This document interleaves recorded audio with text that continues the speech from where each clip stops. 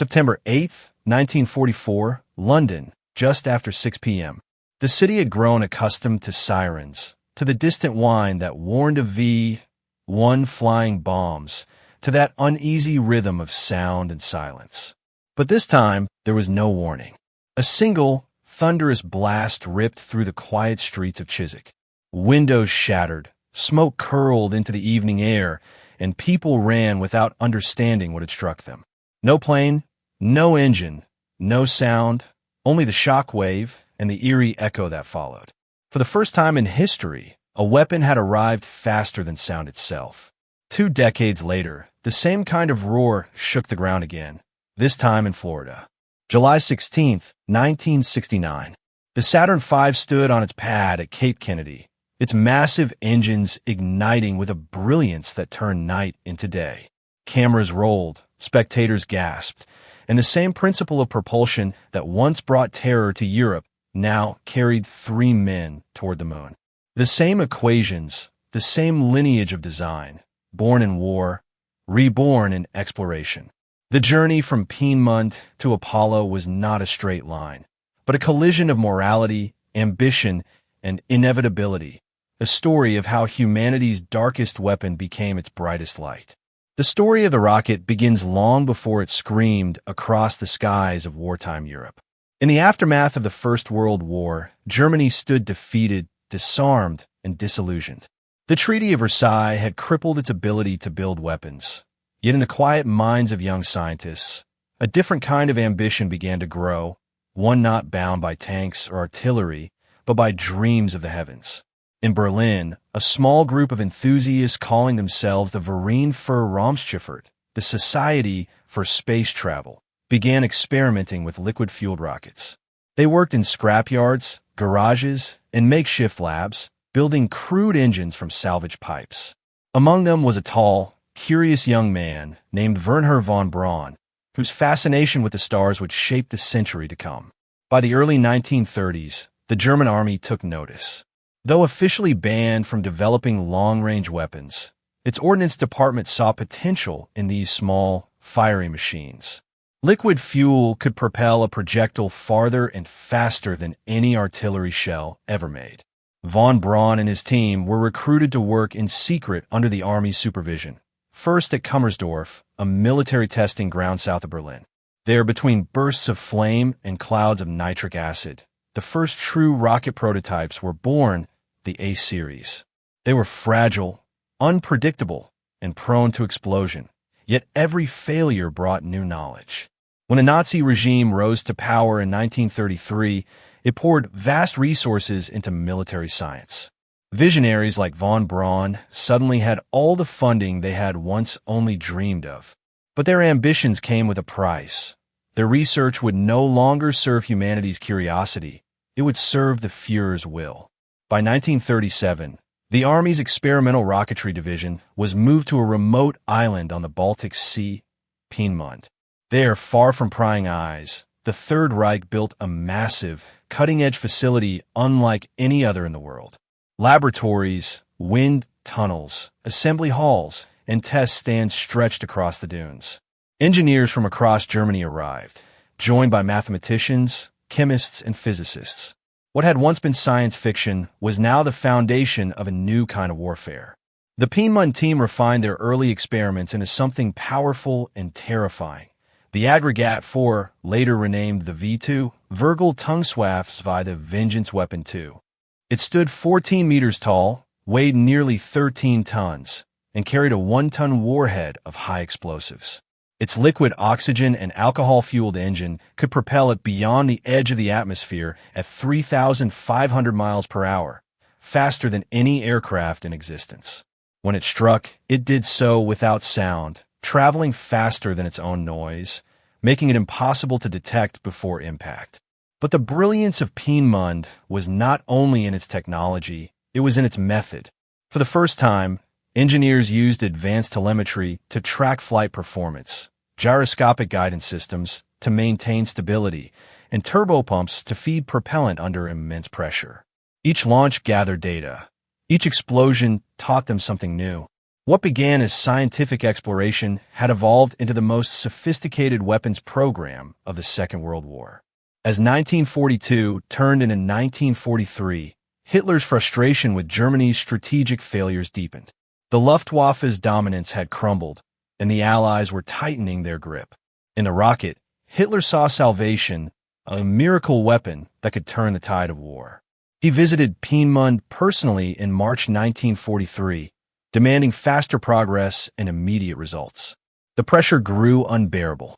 Von Braun's team pushed the limits of engineering to meet impossible deadlines, racing to perfect a weapon that could strike London from the European coast. The scientists, caught between fascination and fear, pressed on.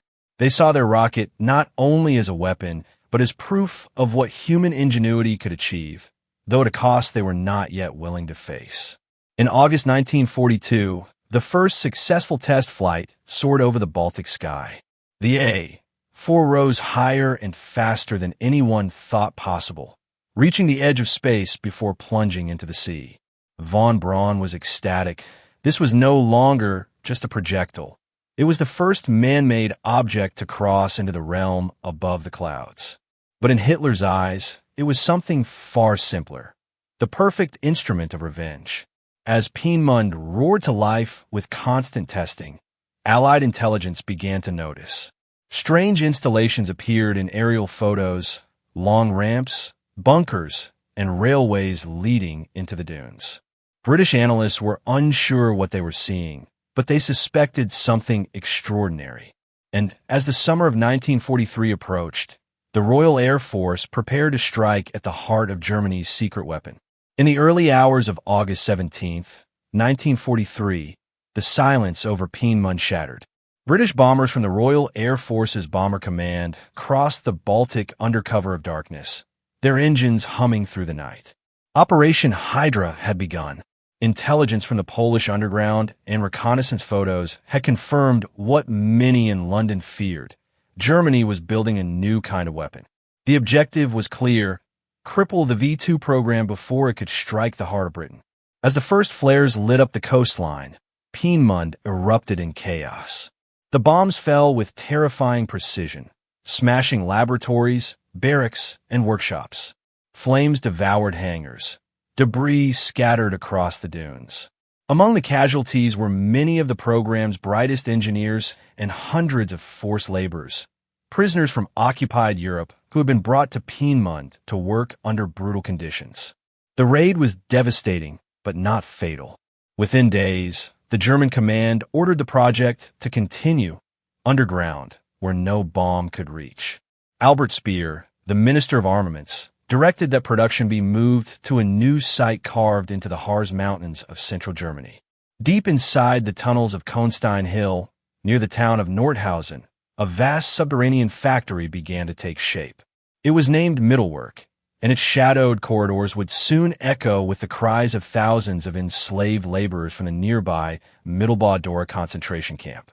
In those tunnels, men worked to exhaustion beneath dripping ceilings and the constant rumble of machinery. They slept in the same damp tunnels where they toiled, inhaling fumes from liquid oxygen and rocket fuel. Beatings were routine, executions public.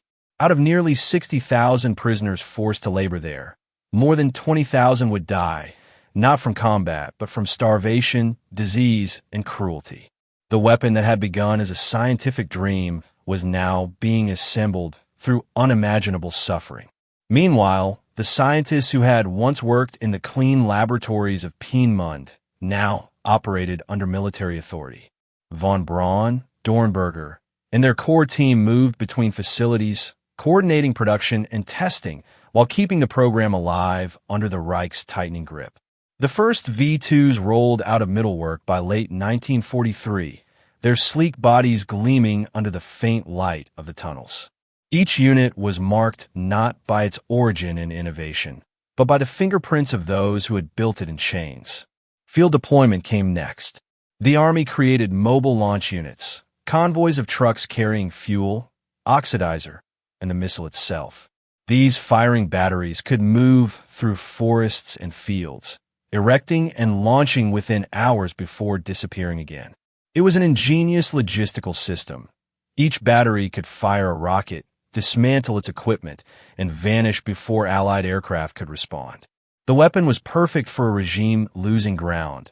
It promised destruction without exposing its operators to retaliation. Yet, even as production accelerated, problems plagued the weapon.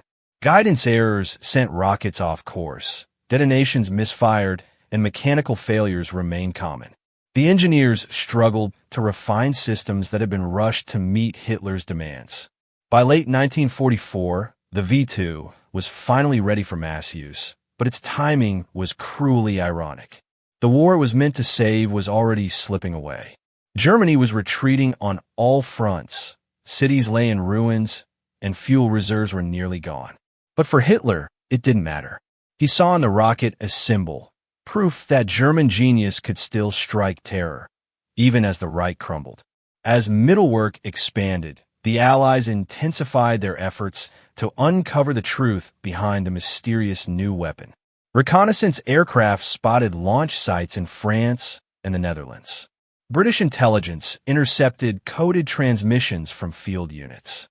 Reports from the resistance confirmed that long-range rockets were being launched toward London and Antwerp. The Allies responded with Operation Crossbow, a massive campaign to bomb suspected launch sites and production facilities. Still, the V-2's mobility and the secrecy of its underground manufacture made it nearly impossible to stop. By September 1944, the first operational V-2 was fired at London.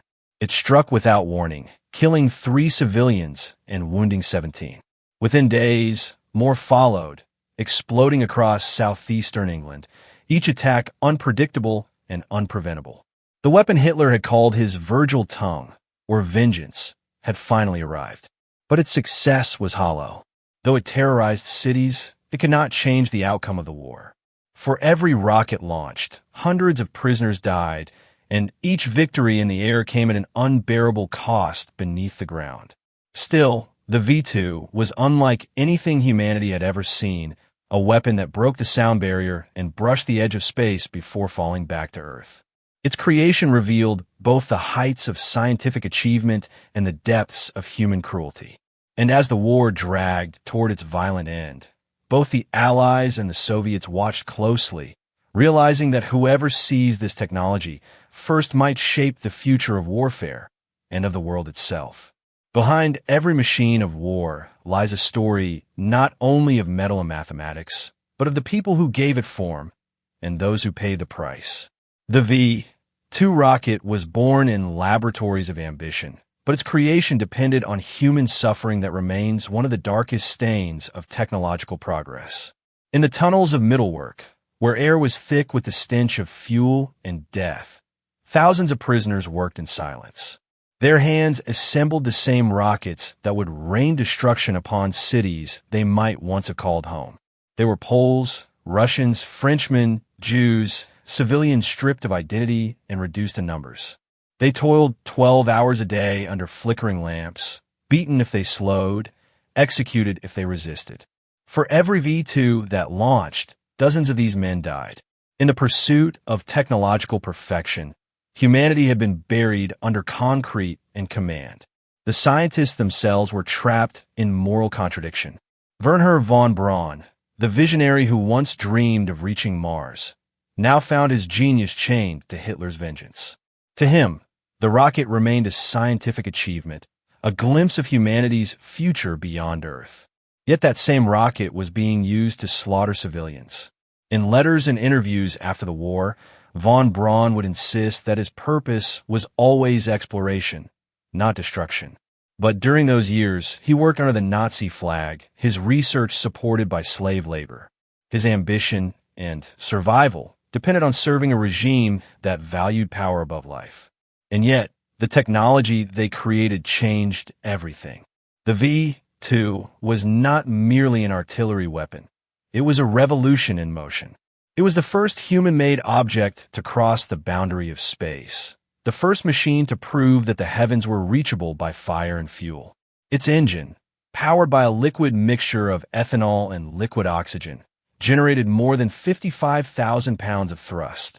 The rocket's gyroscopic guidance system corrected its path mid-flight, and its aerodynamic shape was tested in high-speed wind tunnels that prefigured modern spacecraft design. For the first time, human beings had mastered the controlled fall of a missile from the edge of the atmosphere, a principle that would one day guide capsules back from orbit.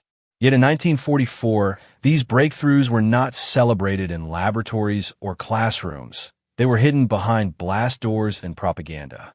German radio boasted that London would soon burn, that the vengeance weapon would crush British morale.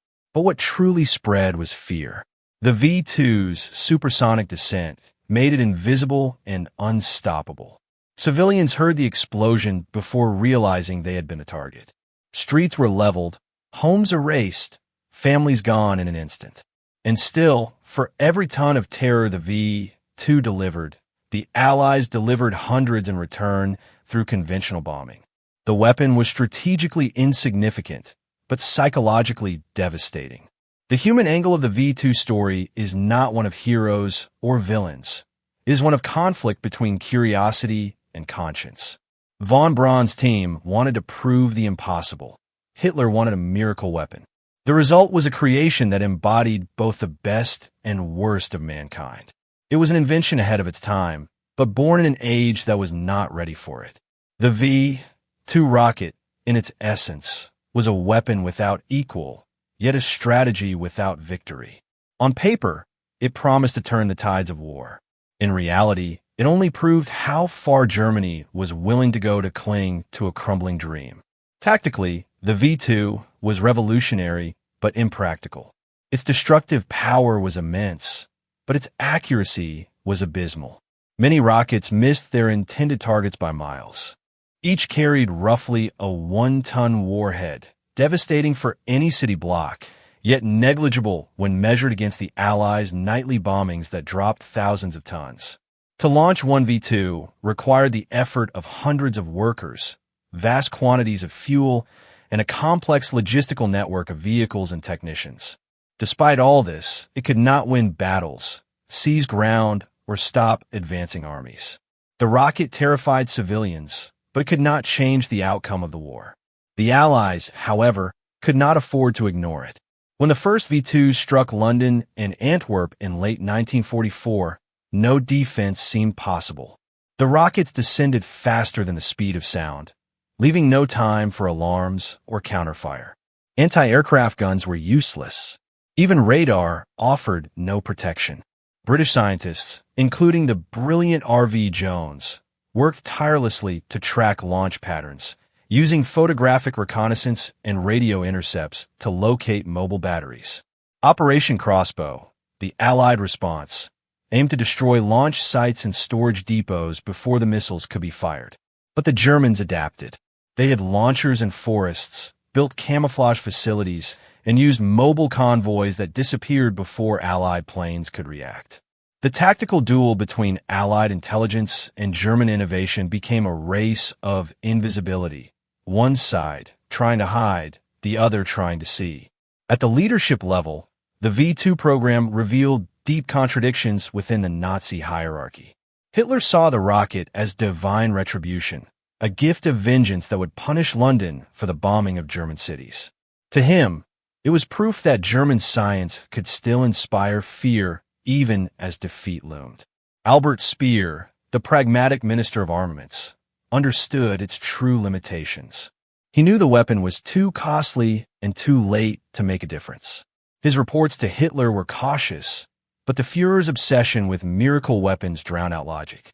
General Dornberger, head of the rocket program, tried to balance military necessity with technical reality, while von Braun navigated a dangerous tightrope, appeasing the Nazi leadership while dreaming of reaching the stars. Meanwhile, the Allies debated how to respond. Winston Churchill understood the propaganda risk. The V-2 could not destroy Britain, but it could shatter morale. He authorized the continued bombing of northern France and the Netherlands to disrupt the rocket network. Allied air raids, however, often struck civilian areas, leading to further loss of innocent life, a grim irony mirrored on both sides of the channel. The rocket war became less a contest of armies and more a contest of endurance, of whose civilians could suffer longer without breaking. In the field, the rocket crews operated with ruthless efficiency. Each mobile unit could prepare, fuel, and fire a missile within hours. Once launched, the rocket rose to nearly 60 miles before falling back at supersonic speed, its engine shutting off in the silence of space. Soldiers called it the silent lightning, a flash that no one could stop. But even the crews knew that victory was a lie. Each launch was a gesture of defiance, not domination. As Allied troops advanced across Europe, the once secret launch convoys became symbols of desperation, retreating deeper into German territory, firing until they ran out of fuel, parts, or hope. In strategy, the V-2 represented the paradox of late-war Germany. Immense genius wasted on futility. It was a glimpse of the future created for a regime with no tomorrow. Hitler's belief in wonder weapons, the Me-262 jet, the V-1, the V-2, reflected not strength but denial. While these machines proved that German engineering was decades ahead of its time, they could not overcome the reality of Allied numbers, production, and control of the skies. The V-2 was, ultimately, the sound of defeat disguised as progress.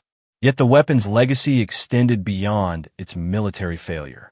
The same technology that once sought to annihilate cities had unlocked a path no army had ever traveled beyond the Earth itself. The people who built, launched, and fought against it could not yet imagine that the V-2's descendants would one day carry astronauts into orbit. But the seeds of that transformation were already sown, hidden within the fire and fear of 1944.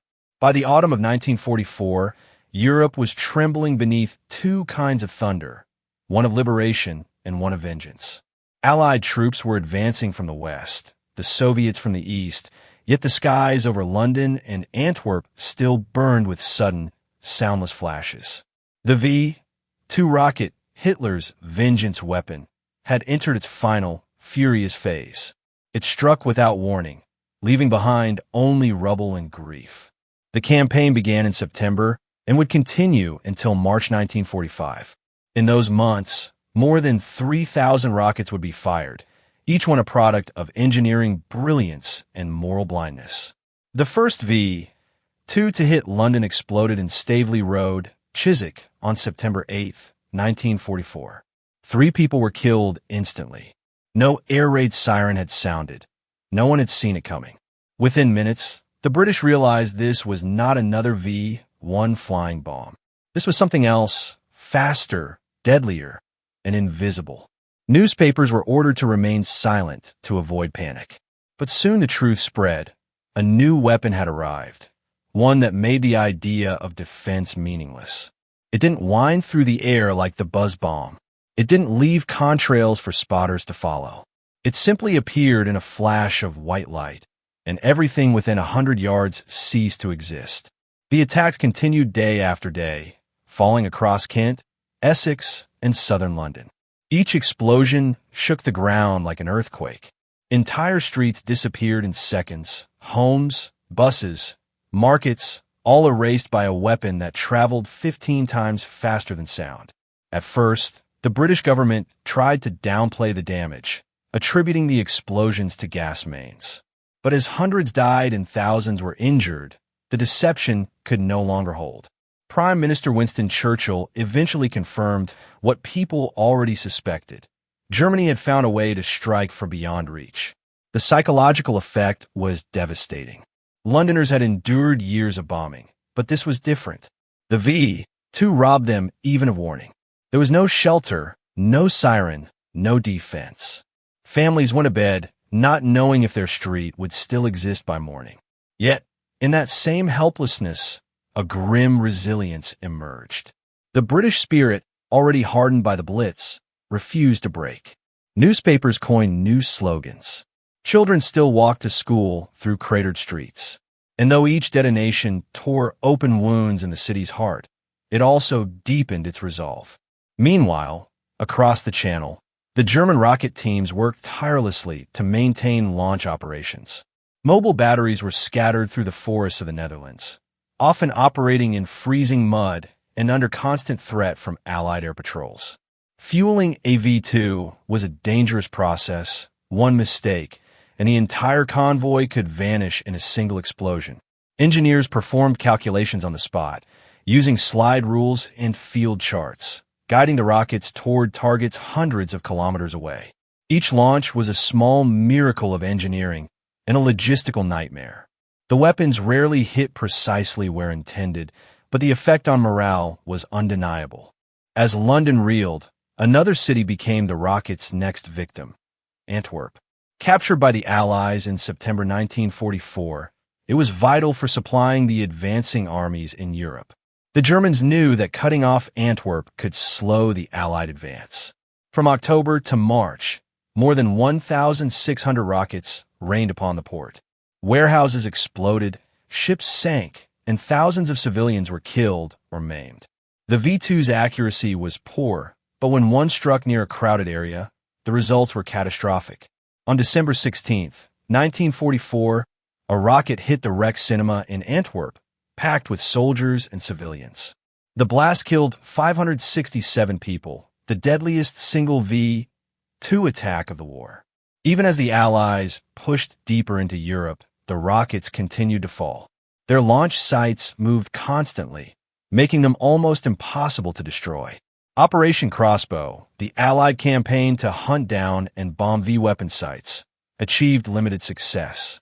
By the time reconnaissance planes located a site, it was often abandoned.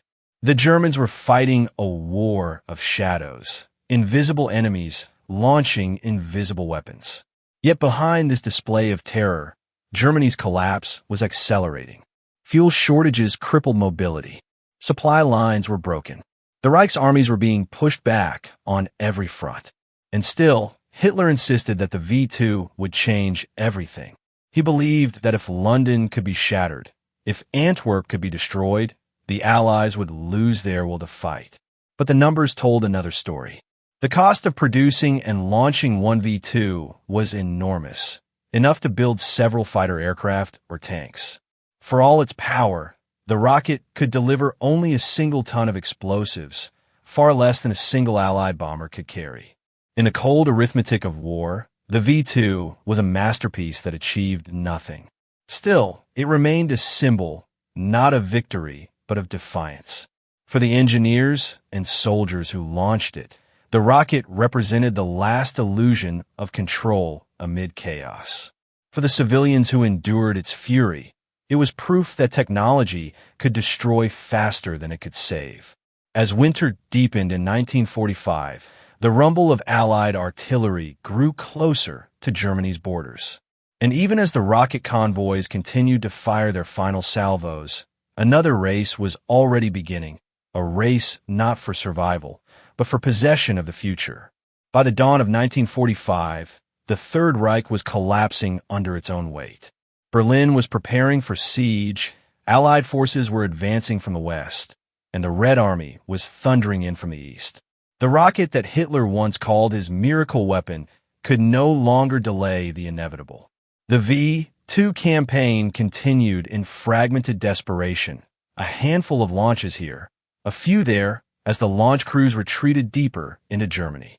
The engineers who had once worked under the glow of laboratory lights at Peenemünde now operated in darkness, surrounded by fear and uncertainty. They knew the war was lost. The only question left was who would capture them, the Americans or the Soviets. As Allied forces advanced, Peenemünde fell silent. Its test stands were deserted, its control rooms stripped of documents, its rail lines twisted and broken. The once proud center of rocketry now lay in ruins, its experiments buried beneath snow and ash. The scientists had already fled south to Middlework, where the last functional rockets were being produced. But even there, chaos ruled. The SS had begun executing prisoners to erase evidence of forced labor, while others were marched away toward death camps as the Allies closed in. Von Braun and General Dornberger, aware that discovery by the Soviets could mean imprisonment or execution, made a fateful decision. They would surrender, not to Germany's eastern enemy, but to its western one. In March 1945, the engineers gathered what they could: technical documents, blueprints, guidance data, and prototype components. Von Braun, his arm broken in a car accident, signed a coded order to destroy all remaining equipment before abandoning the facility. The group then made their way through the Harz Mountains toward the American lines. Along the way, they buried boxes of sensitive papers in the woods, hoping they might one day retrieve them. Every kilometer was a gamble between the bombs from above and the soldiers on the ground. Survival was no guarantee. Yet their mission had changed. It was no longer about Germany. It was about preserving their knowledge and their lives. Meanwhile, the Allies were fully aware of the stakes. Both Washington and Moscow understood that whoever captured the rocket scientists would gain not just trophies of war, but the keys to the next age of weaponry. American intelligence had been tracking Peenemünde since 1943, collecting reports from spies, resistance fighters, and reconnaissance flights. Now, as the Reich's borders crumbled, special Allied units, including the U.S. Army's Combined Intelligence Objective Subcommittee, were dispatched with one clear purpose: seize the scientists, secure the documents, and take control of the technology before the Soviets could. The race was fierce. Soviet forces were sweeping through eastern Germany, closing in on Nordhausen. They would soon discover the Mittelwerk tunnels and the horror inside them. When the Red Army entered the complex in April 1945, they found thousands of corpses among the machinery, prisoners who had been executed or left to die as the SS fled. The scene shocked even hardened soldiers. The Soviets quickly realized that they were standing inside the birthplace of a technological revolution, one that could redefine warfare and space exploration alike. Within days, teams of Soviet engineers began dismantling what remained, loading machines and equipment onto trains bound for the east. But by then, the Americans had already won the most valuable prize. In early May 1945, Wernher von Braun and about 120 members of his Peenemünde team surrendered to U.S. forces near Ried, Austria. They carried a proposal written in English, offering their expertise in exchange for protection. The Americans accepted without hesitation. In secrecy, the scientists were moved to Bavaria and then flown to the United States under the code name Operation Paperclip. There, they would begin a new chapter, one that would transform the weapons of war into the engines of exploration. Meanwhile, the Soviets captured what remained of the program, including engineers who had not fled, components of dismantled rockets, and incomplete blueprints. They transported their haul to Kaliningrad and later to Moscow, reconstructing the V-2 under the direction of Sergei Korolev, a visionary engineer who would soon become the father of the Soviet space program. What began as a race for vengeance was now a race for the stars. When the war ended in May 1945, Europe lay in ruins, but the shadow of the V-2 stretched across the entire world. It had started as a weapon built in darkness, forged in cruelty and secrecy, yet it would ignite the dawn of a new era. The engineers who had once worked for Hitler would now build rockets for America. Their counterparts, captured by the Soviets, would do the same for Moscow. The moral lines blurred, but history had already turned the page. The battlefield had changed. It was no longer the fields of Europe, but the skies above it. The V-2's final flight had ended, but its legacy was just beginning. The same fuel that had carried terror to London would now fuel the Cold War's race to the moon. And the same scientists who once served a dictator would help humanity reach for the heavens, proving that the line between destruction and discovery is sometimes drawn in fire. When the guns finally fell silent in May 1945, Europe was a graveyard of dreams. Cities lay flattened, empires dissolved, and the smoke of 6 years of total war still drifted above broken streets. Among the ruins stood the relics of a weapon that had once terrified millions, the V-2 rocket. Its sleek frame, once a symbol of Nazi vengeance, now lay in pieces across Germany, in captured depots and shattered factories. But for the Allies, those fragments were not mere debris. They were the blueprint for the future. Yet before rockets would reach the stars, the world had to confront what they had cost in lives, in morality, and in memory. The immediate aftermath of the war revealed the human toll behind the V2 program. At Mittelwerk and Dora, Allied investigators uncovered scenes of unimaginable horror. The tunnels that had once echoed with the sound of machinery were now silent chambers filled with the dead. Emaciated bodies lay beside assembly lines. Wooden bunks, smeared with blood, lined the damp walls. Tools were scattered among skeletal remains. The Allies documented everything: photographs, measurements, testimonies, ensuring that history could not look away. Reports from U.S. and British military commissions described conditions of starvation, disease, and systematic murder. Survivors told of working 16-hour shifts with no food, of hangings carried out in front of entire labor details, of men collapsing from exhaustion only to be beaten back to their feet. Out of 60,000 prisoners forced to work in Dora and its subcamps, at least 20,000 never left alive. As the world came to terms with these revelations, justice sought a way forward. In 1947, a series of war crimes trials began in Dachau, focusing on those responsible for the atrocities at Mittelbau-Dora. The defendants included SS guards, factory officials, and administrators. Many were found guilty, some executed, others sentenced to long imprisonment. Yet the moral reckoning was far from complete. The scientists who had designed the rocket, those who had benefited from the forced labor, largely escaped accountability. Wernher von Braun and his team, now working in the United States, were shielded under Operation Paperclip. Their wartime service was quietly erased from official records, replaced by new titles: researchers, consultants, engineers. Their knowledge was too valuable to lose, and in the atmosphere of the emerging Cold War, moral clarity was quickly sacrificed to strategic necessity. Meanwhile, Germany itself struggled with the memory of Peenemünde and Mittelwerk. For many, the V2 was both a source of shame and of pride, a symbol of genius corrupted by ideology. In the years that followed, documentaries, survivor accounts, and historical inquiries painted a fuller picture of what had truly happened beneath the mountains of Nordhausen. The weapon that had once embodied German technological brilliance was revealed as a monument to human suffering. It was the perfect contradiction of the 20th century, a machine that represented both the pinnacle of innovation and the depths of inhumanity. The military balance sheet told a grim story.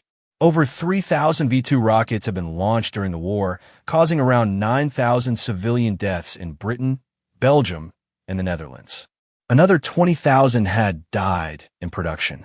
The strategic value of the weapon, in the end, was almost non-existent. The resources spent on it could have built thousands of aircraft or tanks, weapons that might have altered Germany's battlefield fortunes. Instead, the rocket became a monument to the delusion that technology alone could save a collapsing regime. For the Allies, the V2's legacy was a paradox. They condemned it as a terror weapon, and yet, within months, they were racing to replicate it. At White Sands, New Mexico, captured German rockets were assembled under American supervision.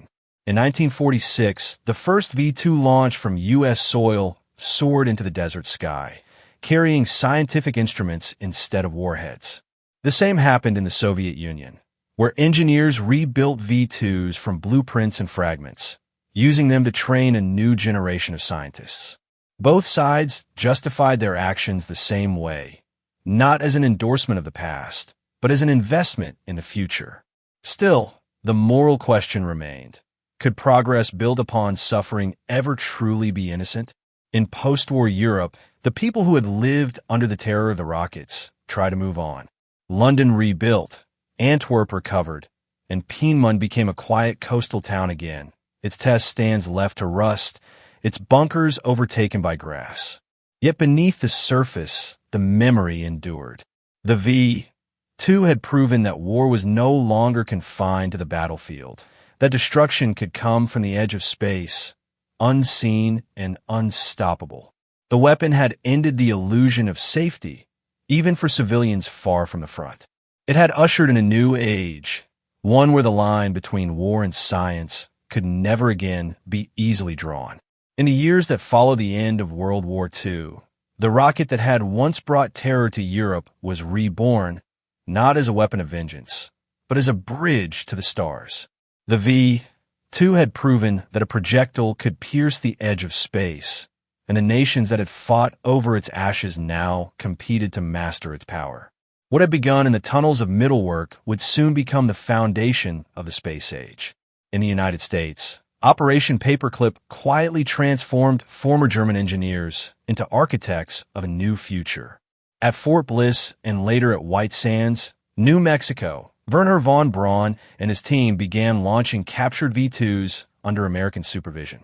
Between 1946 and 1952, over 60 test flights thundered into the desert sky, carrying scientific instruments instead of explosives. These experiments measured cosmic radiation, atmospheric density, and high-altitude wind currents, data that would prove essential for the next generation of rockets. For the first time, cameras aboard a V-2 captured images of Earth from space, revealing its curvature and fragile beauty. The weapon that once symbolized death had become an instrument of discovery. Across the Iron Curtain, the Soviets were doing the same. Under the direction of Sergei Korolev, the USSR scientists rebuilt and refined the German design. The captured V-2s became the R-1, then the R-2, and eventually the R-7, the world's first intercontinental ballistic missile. But Korolev had a different vision. He dreamed of using rockets not to deliver warheads, but to launch humanity into orbit. In 1957, his dream became reality. The R-7 carried Sputnik 1, the first artificial satellite, into space. The beeping signal from the heavens marked the beginning of the space race, a competition not for land or ideology, but for the future itself. In America, von Braun's team continued their work, moving from military testing to the newly formed NASA. Their Redstone and Jupiter rockets paved the way for Mercury, Gemini, and eventually Apollo. The same mathematical principles that once guided a missile to London now guided astronauts toward the moon. In July 1969, as millions watched the grainy television images of Neil Armstrong descending onto the lunar surface, few remembered that the Saturn V's mighty engines were born from the same lineage as the V-2. The roar that once shook London in fear now echoed across the sea of tranquility in triumph. Humanity had crossed a boundary first glimpsed through the ambitions of war.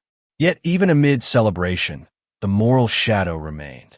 The space age had not erased the origins of its technology, it had transformed them. Beneath every launch pad lay a history written in both brilliance and suffering. The same minds that once served tyranny had later served exploration, proving that progress is rarely pure. The V-2's legacy was not one of redemption, but of contradiction, a weapon that killed thousands, yet ultimately carried humankind beyond the sky. By the end of the 20th century, Peenemünde was no longer a secret military base, but a museum. Visitors walked among rusted launch pads and reconstructed rockets, standing where history's most dangerous dreams had once taken shape.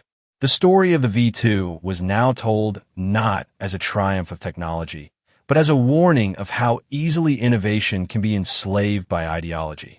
The line from Chiswick to the moon, from Dora's tunnels to Apollo's flame, was not a straight one. It was a reminder that every advance carries the weight of its origin, that humanity's reach for the stars will always be shadowed by the darkness from which it came. History often hides its greatest paradoxes in the glow of progress. The V-2 rocket stands as one of those paradoxes, a machine that began as an instrument of vengeance and ended as the vessel that carried humanity beyond Earth. It is a story that binds science and morality in an uneasy alliance, reminding us that the pursuit of knowledge is never neutral. The engineers at Peenemünde dreamed of the stars, yet their work was born in the service of tyranny. The prisoners of Dora died in darkness so that humanity could one day reach the light. Every stage of the V-2's journey, from the tunnels of Nordhausen to the plains of New Mexico, from the skies above London to the Sea of Tranquility, bears the mark of this contradiction. In its rise, the V-2 revealed both the brilliance and the blindness of human ambition. It proved that imagination could overcome gravity, but it also showed how easily imagination can be corrupted when divorced from conscience. The scientists who built it saw themselves as pioneers, not soldiers, yet their invention destroyed more lives than it saved. Their legacy is not measured in victories or defeats, but in the moral question it leaves behind. Can humanity truly separate discovery from destruction? When we look at the photographs of Earth taken from the first V2 cameras, we see a fragile blue sphere, borderless, silent, and whole. That image, born from the same technology that once shattered cities, carries a quiet truth. Progress is only as noble as the purpose it serves. The V2's story, from weapon to spacecraft, from terror to transcendence, is the story of humanity itself. Our boundless creativity, our capacity for cruelty, and our eternal struggle to turn fire into light. And so, the same roar that once signaled despair became the heartbeat of exploration. The rocket that began in war ended in wonder. Yet the lesson it leaves behind is timeless. The stars may guide us forward, but the shadows of our past will always follow close behind.